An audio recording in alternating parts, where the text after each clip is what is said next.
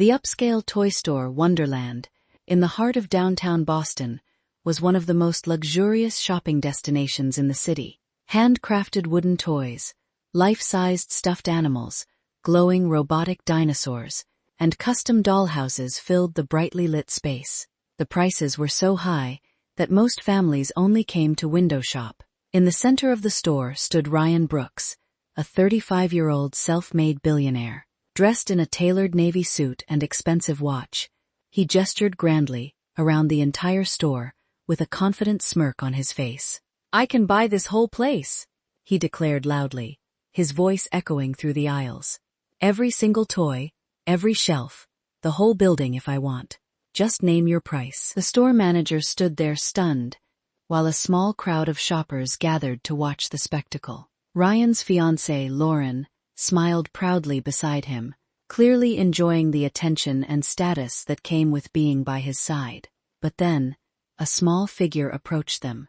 3-year-old Max, wearing a simple blue t-shirt and slightly worn sneakers, walked up holding his old, patched-up teddy bear. He looked up at the tall billionaire with big, innocent eyes and said in a soft but clear voice, "Mister, you can't buy everything." Ryan chuckled, amused by the little boy's boldness. "Oh, really, kid? And why not?" Max hugged his teddy tighter and replied, "Because some things are already broken, just like you." The entire store went dead silent. The smirk on Ryan's face froze. Lauren's confident smile vanished. Customers who were watching exchanged shocked glances. No one expected such profound words to come from such a small child. Ryan stared down at Max, feeling something strange stir inside his chest. Who was this boy? Why did those simple words feel like they had cut straight through his expensive suit and straight into his soul? What Ryan didn't realize in that moment was that this innocent encounter with a toddler and his mother was about to shatter his entire worldview.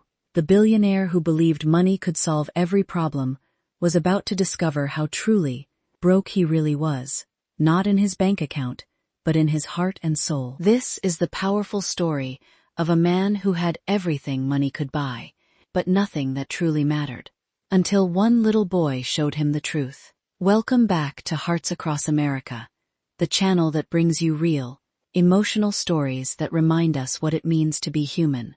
Before we dive deeper, drop a comment and tell us, which city or country are you watching from today? And have you ever heard a child speak a truth that left adults speechless? Share your thoughts below. Now, let's go back to that unforgettable moment inside the Wonderland toy store. Welcome back to Hearts Across America, the channel that brings you real, emotional stories from everyday life that Hollywood could never create. Stories about power, pride, humility, and the unexpected lessons that change us forever.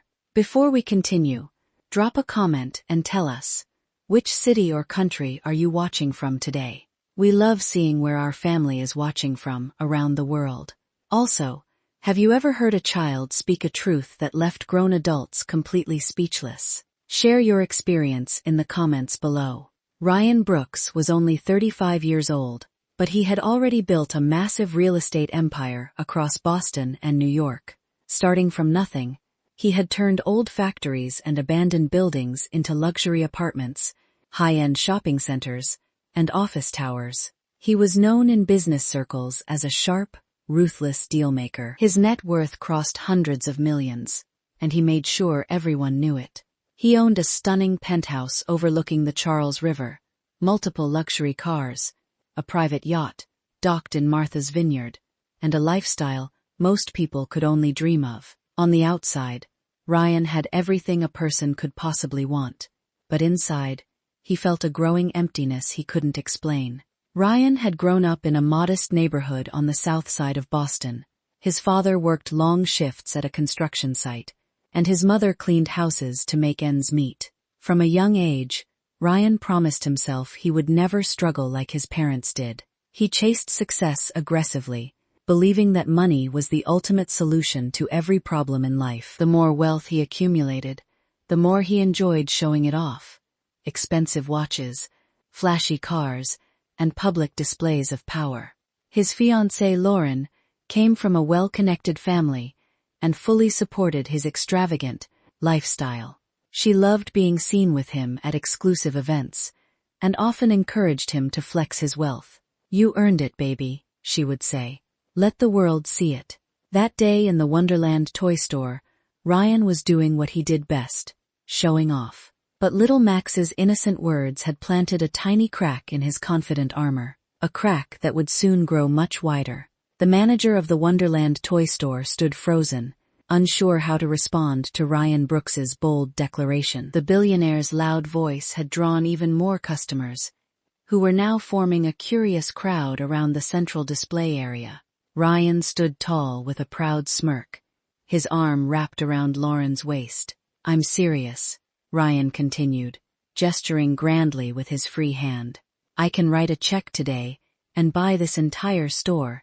Inventory, furniture, the building, everything. This could be my new investment. What do you say, manager? Name your price." The manager, a middle-aged man named Mr.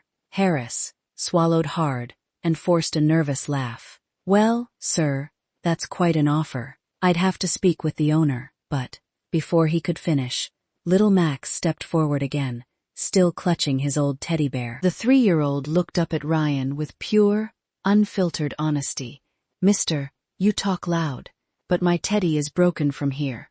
He pointed to the bear's torn arm, and Mommy couldn't fix him even after trying many times. Some things money can't fix. A few people in the crowd smiled. Others whispered to each other. Lauren rolled her eyes and checked her phone, clearly bored and irritated by the interruption. Ryan crouched down slightly, still smiling arrogantly. "Kid, with enough money, you can fix anything. I'll buy you 10 new teddy bears right now. Better ones. Ones that don't break." Max shook his head. "No, this one has my hugs.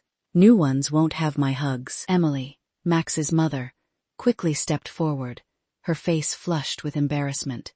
She was wearing a simple beige sweater and jeans, looking completely out of place in the luxury store. "I'm really sorry about this," she said, gently pulling Max back. "He's only 3. He doesn't understand. We were just looking around. We'll leave now." But Ryan raised his hand. "No, wait. Don't go. How old is he?" 3.5, Emily replied softly, keeping her eyes lowered. Lauren tugged at Ryan's sleeve. "Babe, come on. We have a table booked at the new rooftop restaurant. This is taking too long." Ryan ignored her and kept looking at Emily and Max. Something about the little boy's honesty and the mother's vague, quiet dignity had caught his attention. For a man who was used to people flattering him for his money, this interaction felt strangely refreshing and uncomfortable at the same time. He turned back to the manager. "Seriously, I'll make an offer on this place today. Let's make it happen." Mr. Harris looked overwhelmed. "Sir, this is highly unusual." The crowd was growing. Phones were out. Ryan was enjoying the attention, completely unaware that this moment was about to backfire in the most unexpected way. Emily stood quietly, holding Max's hand. The little boy suddenly looked up at Ryan and said something that silenced the entire store once again. "You have lots of money, but you don't have a happy face." Those simple words hit Ryan like a punch. His smirk slowly faded. For the first time in years, the billionaire felt exposed in public. The man who could buy anything was being called out by a toddler in front of dozens of strangers. Lauren's face turned red with anger. The situation was spiraling out of control, and she didn't like it one bit. What happened in the next few minutes would force Ryan Brooks to confront a side of himself he had been avoiding for a very long time. Emily gently tried to pull Max away, but Ryan stepped forward, his usual arrogance replaced by genuine curiosity. "Please wait," he said, his tone softer than before. "I didn't mean to make you uncomfortable. I'm Ryan Brooks. This is Lauren." Emily nodded politely, but kept her guard up. She was clearly not used to rich strangers showing interest in her life. "I'm Emily Thompson.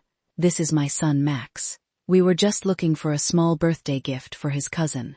We didn't mean to interrupt your shopping." Lauren crossed her arms, clearly annoyed. "Ryan, We really should go. This isn't our problem. But Ryan ignored her and knelt down again, so he was closer to Max's height. Hey buddy, why do you think I look sad? Max tilted his head, thinking seriously for a moment. Because your eyes don't smile. My mommy says eyes tell the truth. The innocent observation hit Ryan harder than he expected. He glanced at Emily, who looked embarrassed, but also a little touched by her son's words. There was a quiet strength in her that Ryan rarely saw in the people around him. Can I ask what you do, Emily? Ryan asked gently. Emily hesitated, then answered honestly. I work as a waitress at a diner during the day and do cleaning jobs in the evenings. It's not easy, but I manage. Max is my everything. I bring him with me sometimes, when I don't have anyone to watch him. Max held up his teddy bear proudly. This is Mr. Huggy. He's old, but he's my best friend. Ryan felt something shift inside him. In his world of luxury deals and power meetings, people usually wanted something from him. But here was a young mother, and her son, who expected nothing. No favors, no handouts, just simple human respect. He stood up and looked at Emily with new respect. It must be really hard raising him alone. Emily gave a small, tired smile. It is. Some days I feel like I'm failing, but then Max does something sweet and I remember why I keep going. He's the reason I wake up every morning. Lauren sighed loudly. Ryan, this is sweet and all, but we have a life. You don't need to play hero for every struggling person you meet. Ryan shot her a sharp look. For the first time, he was seeing his fiancée's attitude clearly, and he didn't like it. He turned back to Emily. Would you and Max like to get some ice cream? My treat, no strings attached. I want to talk a little more. Emily looked surprised and hesitant. That's very kind, but we don't want to trouble you. You're not troubling me, Ryan replied sincerely. Actually, you're helping me. Max suddenly reached out and took Ryan's hand with complete trust. Okay, shiny man. Let's go get ice cream. That small gesture, a little boy's hand in his, affected Ryan more than any business deal ever had. In that moment, surrounded by expensive toys and curious strangers, Ryan Brooks felt more human than he had in years. But this simple connection was about to trigger a much bigger conflict with Lauren, and force Ryan to question everything he believed about success and happiness. After a short walk to a nearby ice cream parlor, the four of them sat at a quiet corner table. Max was happily eating a chocolate cone, while Lauren sat with her arms crossed, checking her phone every few seconds. Ryan, however, was fully focused on Emily. Emily stirred her coffee slowly, still hesitant, but sensing Ryan's sincerity. She took a deep breath and began to open up. I never thought my life would turn out like this, she started quietly. I grew up in a small town outside Boston. I was a good student. I got a scholarship and started studying to become a teacher. I wanted to work with kids. Everything was going well until I met Max's father. He was charming at first. We got married quickly. Then I got pregnant with Max. She paused, looking at her son with deep love. When I told him about the pregnancy, he changed. He said he wasn't ready. A few months after Max was born, he left us. No explanation, no support, just gone. I had to drop out of college in my final year. I couldn't afford to continue while raising a newborn alone. Ryan listened intently, his usual confident expression replaced by genuine empathy. Emily continued, her voice steady but emotional. I started working as a waitress. The pay is low, but the tips help. In the evenings, I clean office buildings. Sometimes I bring Max with me, when I can't find a babysitter. He's very well behaved. He sits quietly and draws pictures while I work. But it's exhausting. I'm always tired, always worried about rent, groceries, and medical bills. Max looked up from his ice cream. Mommy sometimes cries at night, but she thinks I don't know. Emily's eyes filled with tears, but she quickly wiped them away. I try to be strong for him. Last year, our old car broke down completely. Now we take buses everywhere. Some days Max asks for toys or new shoes, and I have to tell him we can't afford it. It breaks my heart every single time, but I'm trying my best. I've been saving whatever I can so I can go back and finish my degree one day. I want to become a teacher. I want Max to be proud of me. Lauren rolled her eyes. That's very inspiring and all, but life is hard for everyone. You make choices and you live with them. Ryan shot Lauren a disapproving look. He turned back to Emily. How do you stay so positive despite everything? Emily smiled softly while watching Max. Because of him, he gives me strength. Even when we have very little, he finds joy in small things. Drawing pictures, playing with his teddy bear, or just holding my hand. He taught me that love and kindness are more important than money.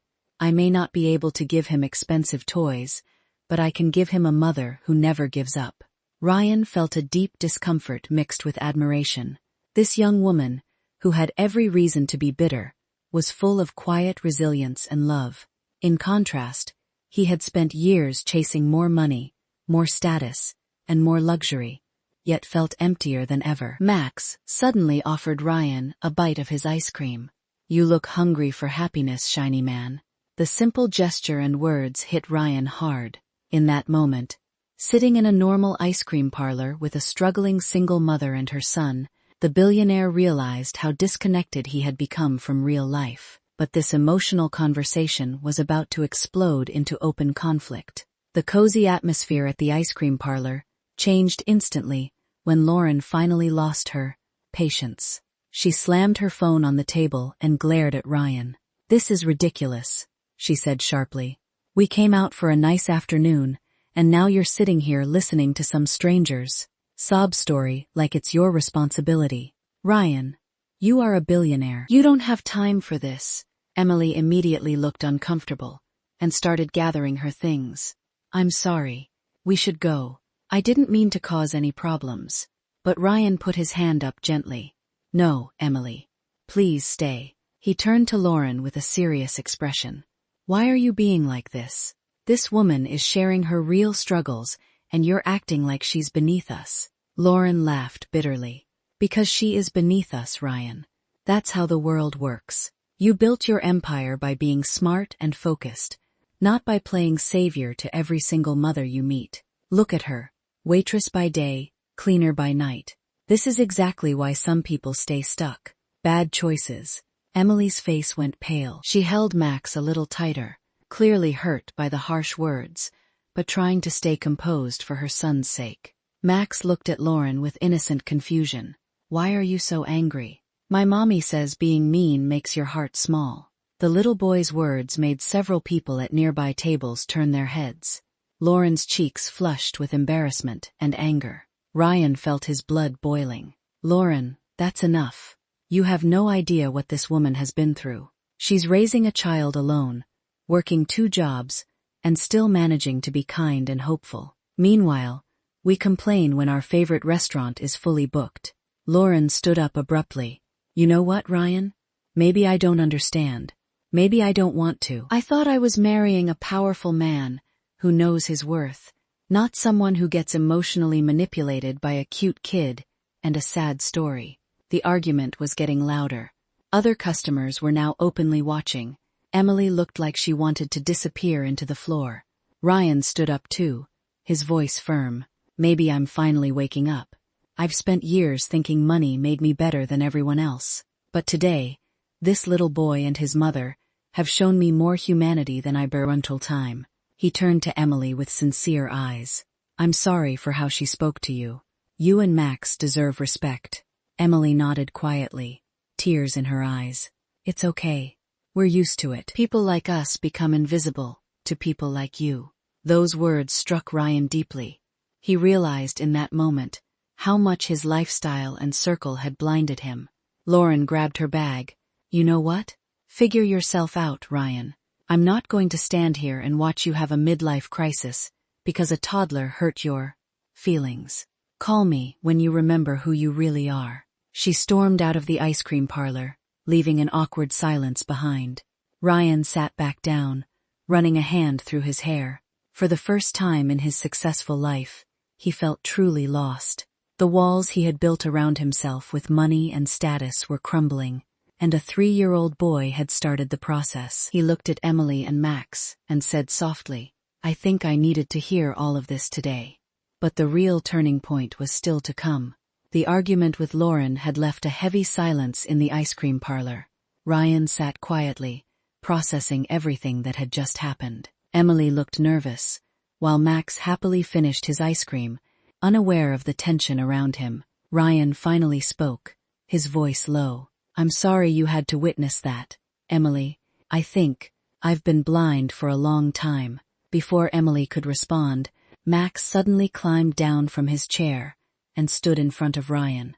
The little boy reached into his small pocket and pulled out a crumpled $5 bill, his entire savings. He held it up with both hands toward the billionaire.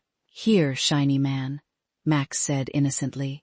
"You can take this. Maybe it will fix your sad heart. Mommy says money helps sometimes, but not always." The simple gesture completely stunned Ryan. He stared at the wrinkled $5 bill in the tiny hands of a 3-year-old boy who had almost nothing. This child, who barely had enough, was offering his only money to help a rich man he thought looked sad. Tears welled up in Ryan's eyes. He, a man worth hundreds of millions, was being offered money by a toddler. The entire parlor went quiet. Customers watched in amazement. Emily covered her mouth, deeply moved. Ryan slowly knelt down on one knee in front of Max, his expensive suit touching the floor. He gently took the $5 bill, but instead of keeping it, he folded it carefully and placed it back into Max's small hand. "I can't take this, Max," Ryan said, his voice cracking with emotion. "This is yours. You earned it, and you're right. I am broken inside. I thought having lots of money meant I had everything, but today you and your mommy showed me I've been broke in the most important ways." Max smiled and hugged Ryan tightly. "It's okay. Now you can be happy." Ryan hugged the little boy back, no longer caring what anyone thought. In that moment, the powerful billionaire broke down. Tears rolled down his face as he held Max. The man who once smirked, "I can buy this whole place," was now crying in a simple ice cream parlor, humbled by a child's pure heart. Emily wiped her own tears. "Mr. Brooks, you don't have to do this." But Ryan shook his head. "No, Emily. I needed this. I've spent years chasing more money, more power, more respect, but I lost myself in the process. Your son just gave me something no amount of money could ever buy, a reminder of what really matters." He stood up slowly and looked around at the people watching. Then he made a public announcement that shocked everyone. "I'm not buying the toy store. In fact, I want to do something better with my money. I want to help families like yours, Emily, single parents who are fighting every day. I'm going to create a fund to help mothers finish their education and support their children." The customers started applauding. Emily stood there in disbelief. Ryan looked at her with sincere eyes. "This isn't charity. This is gratitude. You and Max saved me today." Lauren, who had been watching from outside, through the glass, turned and walked away without a word. Their relationship had ended in that moment. As Ryan sat back down with Emily and Max, he felt lighter than he had in years. The arrogant billionaire had been proven broke, not financially, but spiritually and emotionally. And it took a 3-year-old boy with $5 and a big heart to show him the truth. This was the moment everything changed for Ryan Brooks. In the weeks following that emotional day at the ice cream parlor, Ryan Brooks's life began to transform in ways he never expected. The man who once measured success only by profit margins and luxury purchases started seeing the world through a completely different lens. True to his word, Ryan created a foundation called Small Hearts Fund to support single parents pursuing education. He personally made sure Emily received full financial support to return to college and complete her teaching degree. He also arranged reliable daycare for Max and helped Emily move into a safer, more affordable apartment. Emily was overwhelmed but grateful. "I don't know how to thank you," she told him one afternoon. "I've been fighting alone for so long." "You don't have to thank me," Ryan replied. "You and Max already gave me something far more valuable." Lauren tried to reconcile once, but Ryan had changed too much. Their final conversation was calm, but final. "I loved the old Ryan," she said. "The one who knew his place in the world." Ryan simply replied, "That man was lost. I'm trying to find the real one now." He began spending real time with Emily and Max. Every weekend, he would join them for simple activities, visiting parks, cooking meals together, or reading stories to Max at bedtime. Max started calling him Uncle Ryan and would run to hug him every time they met. Ryan also started making big changes in his business. He began investing in community projects, affordable housing, and education programs. His colleagues were shocked at first, but many respected the new direction he was taking. One evening, while sitting in Boston Common watching Max play, Ryan turned to Emily and said, "I used to think being rich meant never having to struggle. Now I understand that real wealth is having people who care about you, and a purpose bigger than mess. Yourself." Emily smiled. "Max changed both of us. He has this pure way of seeing the world. He doesn't see money. He sees hearts." Max ran over, out of breath and laughing. "Uncle Ryan, come push me on the swing." Ryan stood up and joined the little boy, pushing him gently while Max squealed with joy. For the first time in his adult life, Ryan felt truly content. The pressure, the emptiness, the constant need to prove himself, it was fading away. Over the next few months, Emily completed 2 semesters of college with excellent grades. She was on track to become a teacher. Max was thriving in a good preschool program. Their lives had become stable and hopeful. Ryan often reflected on that day in the toy store. The moment when a small boy offered him $5 had been the turning point. It taught him that true richness has nothing to do with bank balances. It has everything to do with kindness, humility, and human connection. He had finally learned that no matter how much money you have, if your heart is empty, you are still broke. The arrogant billionaire who once bragged about buying an entire store had been humbled and healed by the purest heart he had ever encountered, that of a 3-year-old boy named Max. And for that, Ryan Brooks would be forever grateful. 1 year later, on a beautiful spring afternoon in Boston Common, Ryan Brooks sat on a picnic blanket, watching Max chase butterflies. The little boy, now 4 years old, laughed freely as he ran with his arms open wide. Emily sat beside Ryan, looking peaceful and full of life. She had just finished her teaching degree and was starting her first job as a kindergarten teacher the following week. Max ran back to them, out of breath and smiling brightly. He jumped into Ryan's lap and hugged him tightly. "Uncle Ryan, you're the best. I love you." Ryan hugged him back, his eyes misty with emotion. "I love you too, buddy. More than you know." Emily watched them with a warm smile. "I still remember that day in the toy store like it was yesterday. One small conversation changed our lives forever. I was struggling so much, and you gave us real hope." Ryan shook his head gently. "No, Emily. You and Max gave me hope. I was the one who was truly lost.